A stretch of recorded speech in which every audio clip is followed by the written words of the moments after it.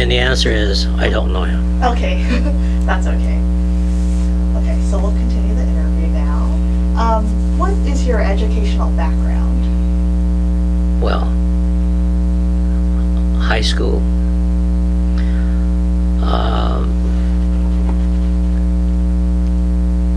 Let me put this fashion. I told you I went to Narbonne, and then we were evacuated. They told us after the war started that if we moved from the Torrance area to what they show you a map, what they call the white area, which included the farm in which we had before we moved to Torrance. You didn't have to go to the camps. So we went back to the old farm. That's the Terabella area. In fact, we moved from Torrance on March 28th, 1942. And the reason why I know that is because that was my birthday. But ultimately, by May, I think, of 1942, by train, we were in Poston already. Oh, okay. So it was nonsense. We made that move for nothing, really. Oh. But we didn't go to the relocation centers like most of the people who stayed. Wow. Most of the relocation centers, people who lived in this area went to the LA County Fair and the stables there. So at least that's my understanding. But we didn't have to do that because we weren't here. Oh, okay. So, I guess before the war, when you were living in Torrance, what were your classmates like, if you can remember? Were there a lot of Japanese people living in Torrance during that time?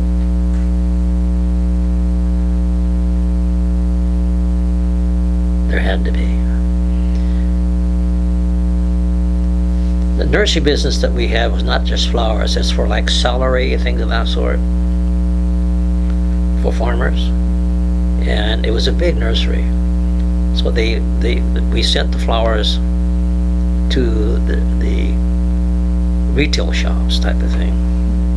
Salaries directly to the farms. And that was from 1939 until the war started, until we relocated out on March 1942. And can you remind me, so that was when... So there had to be Japanese people in that area, but I wasn't really that aware of it. Oh, okay. Got it. And at that time you were around 9? No. The war started in 1941, Uh-huh. December, right? My birthday's in March. So I was 11 years old when the war started. Okay. I relocated, our family relocated March 28th, 1942, from the Torrance area to back to Terabella.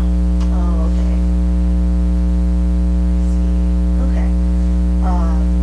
So would you say that time you were living in Torrance, did that have a big impact on your life? Do you remember it much, or is it... No, when you're that age, what are you doing? You're not working. And I was the youngest child. And when you're the youngest child, they baby you, so you don't really have any chores. Okay. What was the name of your nursery business? I don't know. Okay. It was just called a nursery. I don't know whether or not our name was on it or not. Okay. No problem. Okay. So, let's see. I guess going back, can you tell me the names of your parents? Yes. My father's name is Tsurukichi Kayashima. My mother's name was Tani Oda Kayashima. Okay. And what did they do for a living? You mentioned they were working in that nursery, right? Well, before that, they were farming. Okay. You know what I mean by row crops?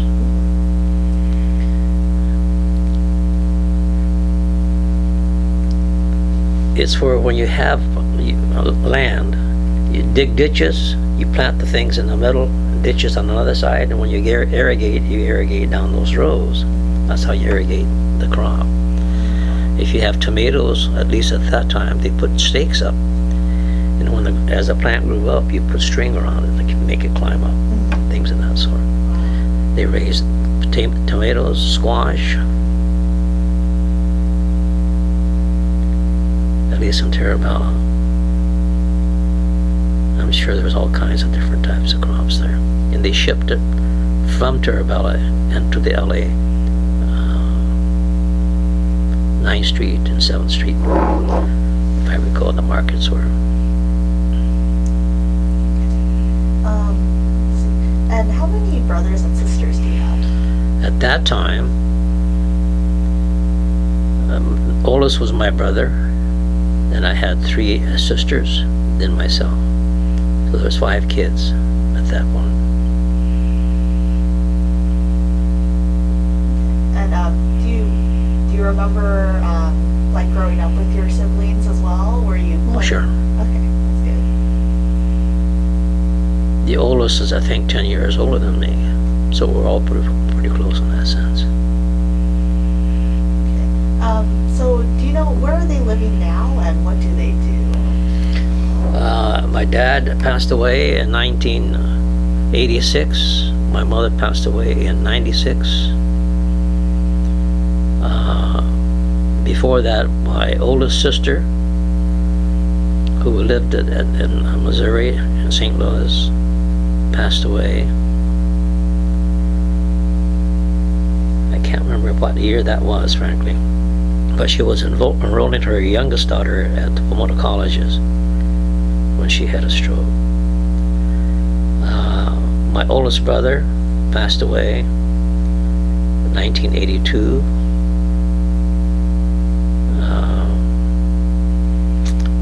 My next to the oldest sister got married in St. Louis, and he was from Hawaii on the main island. And she just passed away in 2011, if I recall. So I still have a sister living that's just above me, living in Chicago with a huge family. And when we were in Colorado, when we came out of the camps, we stayed in the camps only about 2 years or so. We got a pass and went to Greeley area, Greeley, Colorado. And when the war was over in 1945, my youngest sister was born in that year, 45, I think probably the early part of the year. So we drove out from there and came into the Chino area. So I was in the middle of my junior high school year when we drove out, and we came out farming. So I graduated from Chino High School in 1947. Talk about my education, I went from there to Chaffey College in Ontario. And then from there I went to UCLA. Then I went to the service in Korea during the war. Came back and then went to law school at Hastings College of Law in San Francisco. Okay. Wow. Got married to my wife, Rogie, just before I started law school in 1955 in September. Oh, okay. And our family consists of a girl, boy, girl. Oh, okay. Wow. Okay. So I guess going back a little bit, when you were growing up with your siblings, did you guys all get along, or like what was your relationship? Well, listen, in camp, I'm sure you heard the story about people living in those small barracks and things of that sort. My brother did not go into camp with us at the same time as the rest of us. He and another person that was part of our family, at least, although not related, came in to the camps in Poston later on. There were 3 camps in Poston. Camp 1, 2, and 3. I don't know whether you knew that or not. We were in Camp 2 in the last block. My brother was in Camp 3.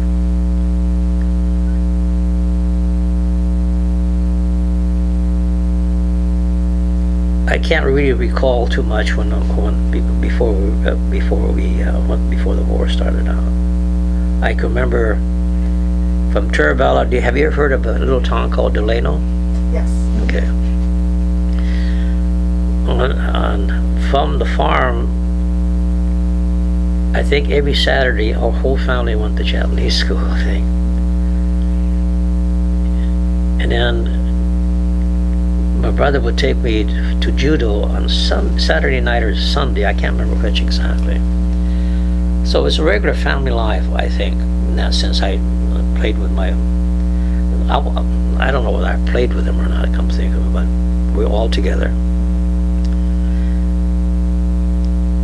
Then in the camps, we all split up in the sense that when we got out of the camps, my dad, my mother, and myself only went out to a certain area. My brother and his wife was already there in Colorado. My sisters, my two oldest sisters, went to St. Louis, and my sister just above me went to Chicago. So after the war was over, we all came back to the Chino area, and I lived with my parents, and my brother and his wife were also in the same house. When I went to Korea, my sister-in-law, Dorothy, my brother's sister, was more of a sister to me because everybody else was gone. So my relationship with my sisters, as an example, and my brother wasn't like a usual family because we're in different parts of the country. So we didn't grow up as a family. I think I treated my sister-in-law more of a sister because she was closer to me. She's the one that wrote to me in Korea, as an example. Oh. Nobody else did. My folks didn't because they didn't know how to write English. Okay. So, Wow. Okay. So how long were you living in Chino before you went to Korea?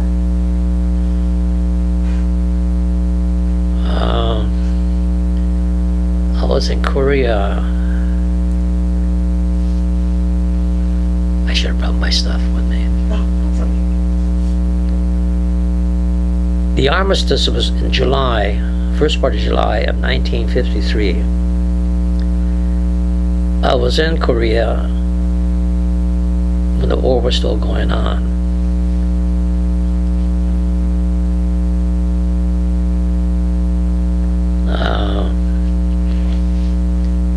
I did my basic training in Fort Ord, which is near.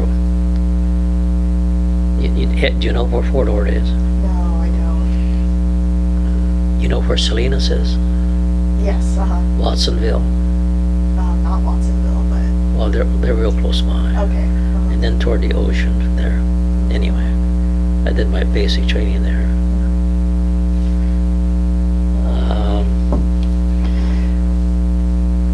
I was online when the armistice was declared, I know that. I came out of Sergeant First Class. I earned my combat infantry, what they call infantry combat badge. Indeed, they asked me to re-up, and they'll give me a duty in Japan, any place I wanted to, and give me another stripe up with a band at Master Sergeant. I said, no thank you, I'm gonna go home. So I went back to school at UCLA. Graduated from there, and I went up to Hastings in San Francisco. Got married the first day before going up there. Okay. Wow. So I guess we'll talk a little bit more about maybe that Chino area, like the time you were living in Chino. Do you remember what life was like in Chino at that time? Well, Chino, are you familiar? Have you been to Chino at all? Yes. Chino Hills and things of that Yes. sort? Chino Hills did not exist as a city until 1980. So when you talk about Chino, we talked about Chino and the hills also. Okay. Like things of that sort. I was in the middle of, in December when we moved out from Colorado to Chino. I was in the middle of my junior year, so I started Chino High School that January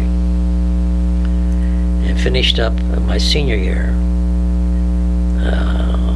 I think I was still 16, just turned 17, I guess, when I graduated from high school, Chino High School.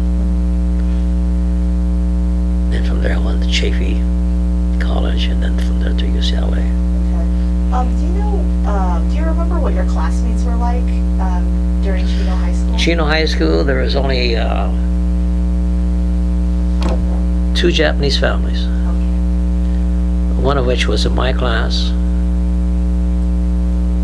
There was another, that was a Fujiwara family, and another family called Ito's, and that boy was a year behind me, and he was killed. He was a jet fighter pilot. He was killed in Seoul, Japan, Korea, South Korea. But I can't remember what years it was. It was after the Korean War, but right after it, because he was only 1 year behind me. Okay. Wow. Okay. His older brother and I became very close friends and things of that sort. Okay. Oh, you guys became close friends. Yeah, during that and school. the fellow, his name was Henry Fujiwara, who was my age. We were all close. So then, because you guys were the only like Japanese families in that area, you felt like you became close because of that? Is that No. You know, I think in 1945, the Mexicans, at least in the lower grades, were still segregated. We were Japanese Americans, but we were treated more like the white people. Our friends were white people. We mingled with both sides, but we were treated as white people, not the Mexican people. So we bummed around with the white people primarily. But we had good friends from the Mexican side, but we were sort of a mixture, but we weren't treated as Mexicans. I don't know why, but that's the way it turned out. Oh, okay. So primarily white people were our friends, and in Chino, the minority people in Chino were primarily Portuguese people, but mostly the Basque people. You know where the Basque people live? Between Spain and France, it's in the Pyrenees. And to this day, they're very, very active. The Basque people primarily.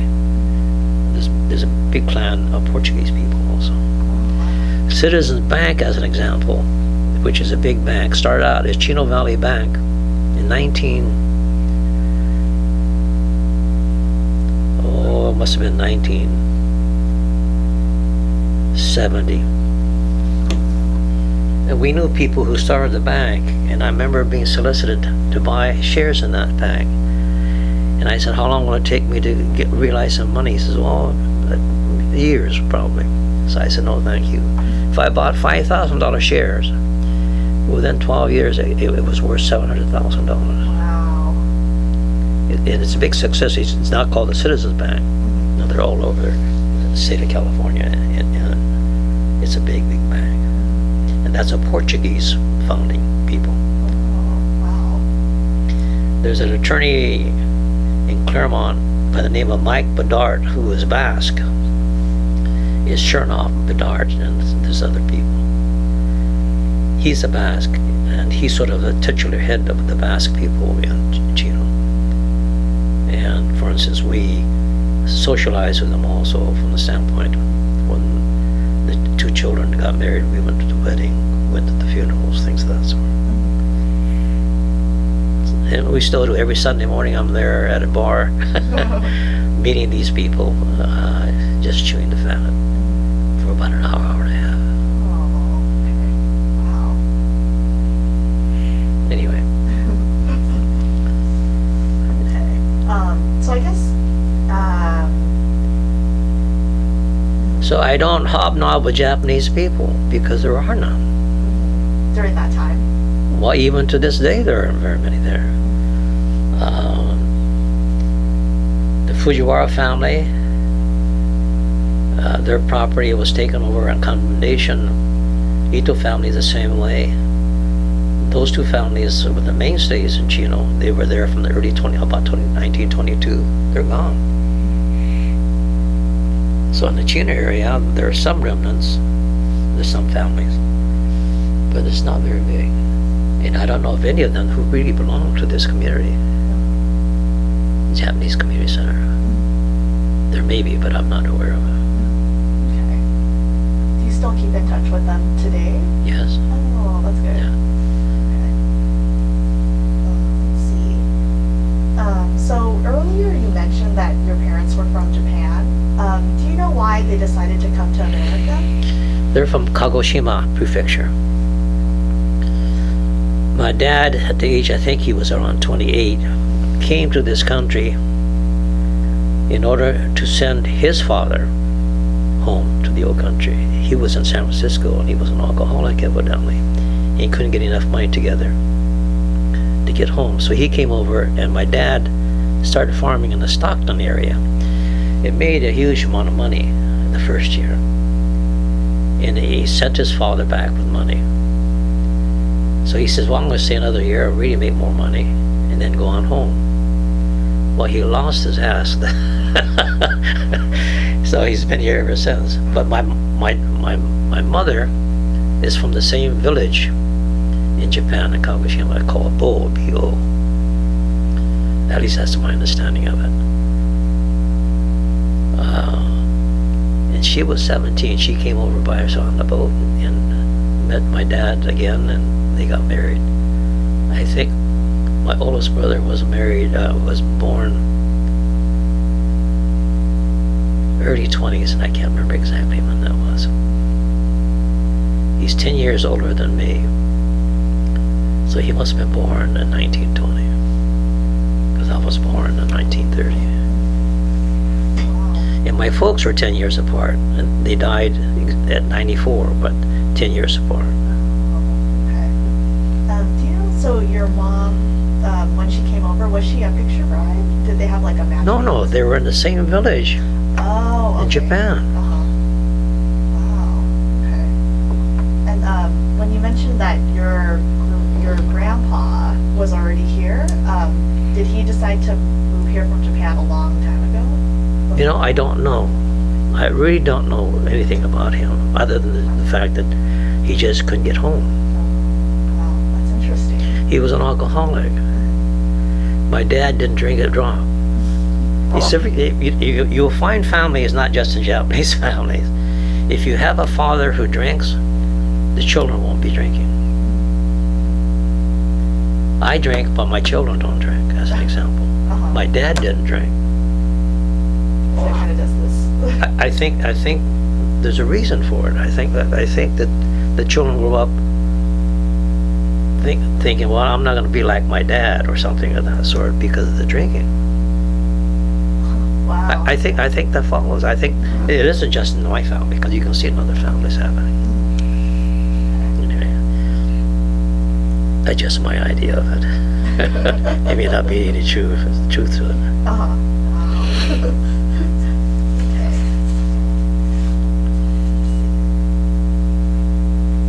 So when your parents arrived here, where did they landed in San Francisco?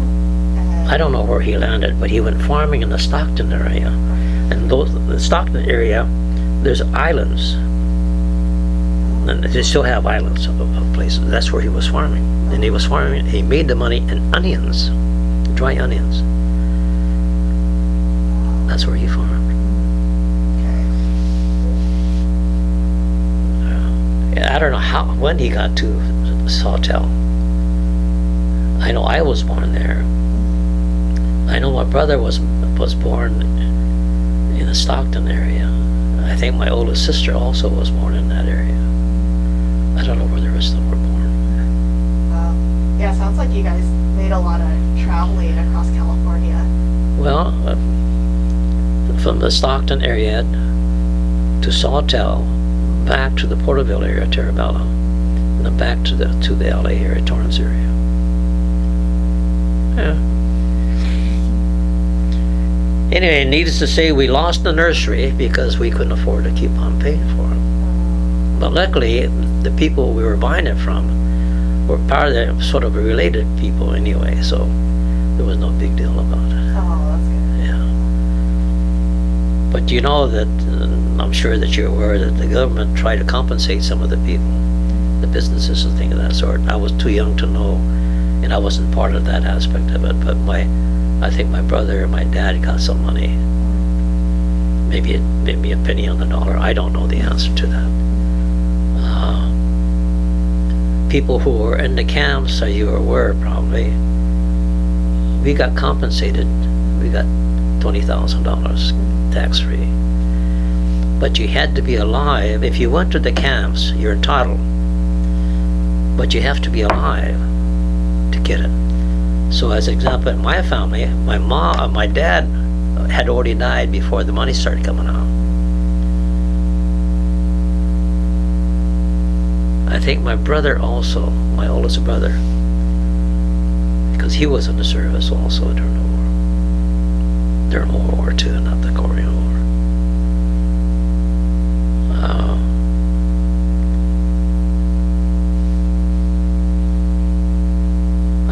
I got my money, since I was one of the younger ones, I was one of the last ones to get the money. And I think I got mine, the first Bush was the president, I think. And I think it was about 1990. I think that's when I got my money. But my youngest sister, who was born in Colorado, since she was not in camp, was not entitled to have any money. There are people from, in the camps, I think there were some people from South America, and I couldn't, that was just a rumor, and I don't really know whether they were or not, but there were some people from South America here. People from, there was one or two people from Hawaii here also. It was sort of a strange thing. I don't know all the details of it.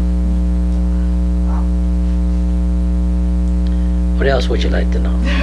Okay, sorry, I know we keep jumping around a little bit, but that time when you were living in Chino, do you recall, was it mostly farmland, or what was the area like? Mostly, there was a lot of walnut groves. A whole bunch of walnut groves. And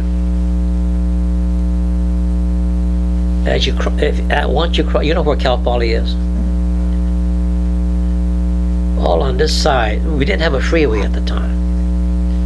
All orange groves. It was beautiful, just really beautiful. But in the wintertime, when it was really cold, you couldn't see the mountains because of they had to keep it down. Whether they had those, they would burn oil in pots to keep the air warm, so that the oranges would freeze on the trees. You heard of that, haven't you? No, I And you might see big poles with like propellers up on top to move the air. You might still see some of those. I've seen that, yeah. They used to burn tires, all kinds of different things. But it was dark. It was sometimes all of us during that time did some of that work. Wow. That's how you made extra money. But it was beautiful when it's clear, because it was all orange groves primarily. Chino area, that early, a lot of farmlands to the east and to the south of Chino itself. Chino only had 12,000 people when I was going to school. It was a small town. But closer in, like on East End Avenue, Philadelphia, somewhere in that area, there's all walnut groves. A whole bunch of them. You don't see them anymore, they're all pulled out. And what were your, so you mentioned that your family was living, most of your family was living in Chino during that time, after camps? No. Oh, no. I told you, my sisters all went away. Two of them went to St. Louis. One stayed there, married to a fellow internee from the same block. His name was Hasegawa. And he still lives in St. Louis, and a family raised there. So my other sister got married early on, right after the war, to a guy that lived on Oahu, and they raised a family there. So they're all over the damn place. And then my sister in Chicago also moved at the same time out of the campus. So we weren't a family unit. Right, yeah, not like Kayashima. Yeah. Okay, so at that time when you were living in Chino, what did your parents do? Farm. Farm. Were they farming on the orange groves and the walnut groves? No, they're flatland. I'm sure it was a walnut grove one time. My dad had, I think, 5 acres, all flatland. And he, at that point, when he was farming by himself, he was raising gobo. You know what gobo is? Oh, yeah. At the time, he was the only one that I know of that was raising gobo and shipping it all over the country. He did that until he died, really. And he died at the age of 94. But my mom forced him to retire at the age of 89. And I asked her why. Why did you tell him to quit working? She says, it shamed me to think that my neighbors would think that he had to work for a living. I said, that's nonsense. Anyway. Okay. Do you know what the name of your father's business was? No, we didn't have. No, like in the Watsonville area, a lot of strawberry people, they have names of farms, Japanese names. Right. Not out here. Okay. It was a 5-acre operation. It's not a big deal. It is for gobo, because gobo, it's really. He had a one-man operation, but he devised tools which. You know how gobo grows? No. It's a root with a big top on it. Okay, but it's a root that goes way down into the ground, and you have to have sort of sandy soil to do that. Ideally, at least, anyway. Well, when he first started, he was using a shovel to get those things out of there. Wow. Then he finally devised a way to put something on back of a tractor to loosen up the soil that would go way down. So all he had to do was just pull it out. Things of that sort. Wow. Anyway. That's interesting. Gobo's such a specialized crop, so. It is. Yeah. Yeah. He shipped his stuff to Denver, a lot to Denver. There was a colony of Japanese people like my sisters in St. Louis, a whole bunch of people in Chicago. He took a whole bunch of the LA markets.